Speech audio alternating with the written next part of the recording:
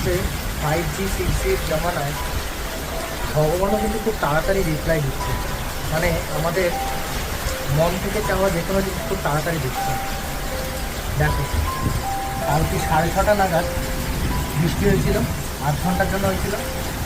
আর আজকে বাইরের অবস্থাটা দেখো, মানে এত তাড়াতাড়ি কী করে শুনে নিচ্ছে ভগবান। খুব তাড়াতাড়ি কাজ হচ্ছে, সব কিছুর কাজই খুব তাড়াতাড়ি হচ্ছে। হাওয়া না মানে, আর আমি কালকে এই কারণে বলছি যে এত তাড়াতাড়ি শুনছে।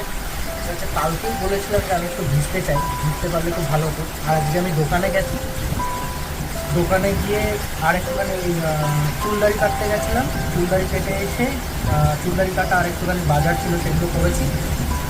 সেইগুলো বাজার করে চুলদাড়ি কেটে ঘরে ফেরার সময় নেমে গেল এরকম একটা জোরে বৃষ্টি। তার আগে অবশ্যই একটু জোরে ঝড় হয়েছে।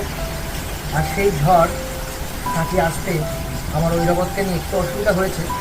অনেক গাছ দেখলাম রাস্তায়, ডাল ভেঙে পড়ে রয়েছে, অনেক ডাল ভেঙে পড়ে রয়েছে রাস্তার মধ্যে।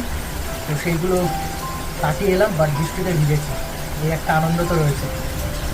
দেখো দেখো বাইরের বৃষ্টি।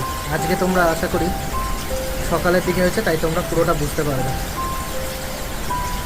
দেখো ওইদিকে ছাদের ওপর গাছগুলো সব হাওয়ার চোটে পড়ে গেছে। তবে একটা ভুল বলেছিলাম, সেটা হচ্ছে এই ব্যালকনিতে দাঁড়িয়েও কিন্তু ভেজা যায়।